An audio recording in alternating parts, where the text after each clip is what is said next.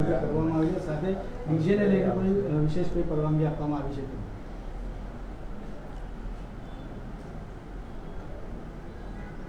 આજે કતલની રાત અને આવતીકાલે તાજિયાના વિસર્જનના કાર્યક્રમનું આયોજન કરવામાં આવ્યું છે. શહેરમાં 196 તાજીઓ જુદા જુદા વિસ્તારોમાં સ્થાપિત થયેલા છે અને આ તાજીઓને વિસર્જન આવતીકાલે સરસિયા તળાવ અને અન્ય 9 જગ્યાએ થનાર છે.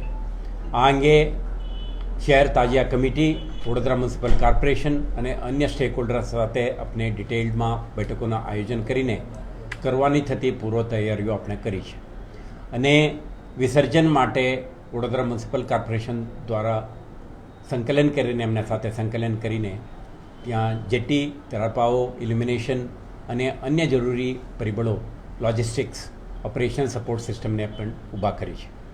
આજે અને આવતીકાલે યોજનારા કાર્યક્રમ માટે વડોદરા શહેર પોલીસ તરફથી આપણા તમામ અધિકારીઓનું ડીસીપી, 13 એસીપી, 2000 જેટલા કોન્સ્ટેબલરી, 200 જેટલા સબ ઇન્સ્પેક્ટર, ઇન્સ્પેક્ટર કક્ષાના અધિકારીઓ આમાં ભાગ લેનાર છે અને સાથે સાથે બહારથી પણ એક ડીસીપી, 7 એસીપી અને 15 પીઆઈ, પીએસઆઈ કક્ષાના અધિકારીઓ આવેલા છે અને સાથે સાથે 4 કંપની એસઆરપીએફને પણ તૈનાત કરી છે. સંવેદનશીલતાને ધ્યાને રાખીને આપણે એ કંપની રેપિડ એક્શન ફોર્સને પણ આપણે તૈનાત કરી છે.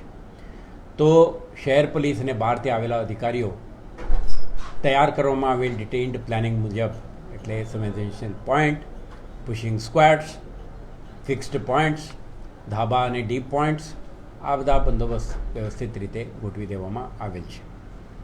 તે ઉપરાંત આપણે કન્ટિન્જન્સી પ્લાનના ભાગરૂપે આપણે વરુણ, વજ્ર, એન્ટી રાઇટ ટીમ આ પણ તૈનાત રહેશે અને સરસિયા તળાવ ખાતે ફાયર સર્વિસીસના સાથે સાથે એસડીઆરએફના એક પ્લેટૂન પણ તૈનાત રહેશે, જેથી કરીને કોઈ એપિસોડ્સ ઓફ ડ્રાઉનિંગ કે એક્સિડન્ટ કે ફેટાલિટીના કિસ્સા ન બને તે માટે નિષ્ણાત રવૈયા સાથે ત્યાં તૈનાત કરવામાં આવી રહ્યું છે.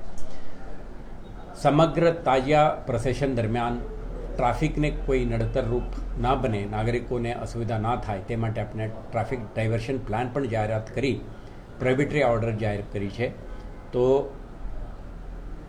માર્ગ ઉપર આવતા જે નિર્બંધિત વિસ્તારોમાંથી લોકો પ્રસારિત ના થાય, વાહનો લાવવાની પ્રયાસ ના કરે તેવા નગરજનોને પણ આપણે વિનંતી કરીએ છીએ.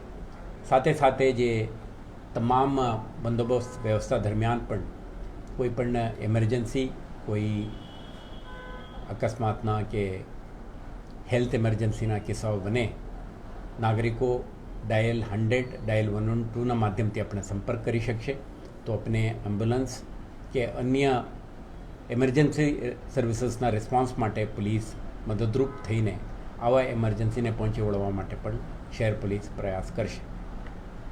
તો આવતીકાલે યોજનાર આ કાર્યક્રમમાં આયોજકો દ્વારા આપણે 4 દરવાજાઓ છે ઓલ્ડ સિટી જ્યુરિસ્ડિક્શનમાં, તો ડીજેનો ઉપયોગ નહીં કરવા માટે આપણા એમના સાથે સંવાદથી, પરસ્યુએશનથી, કમ્યુનિકેશનથી આપણે નિર્ણય લીધું છે અને કેટલાક આયોજકો સ્વયંભૂ જાહેરાત પણ કરી છે.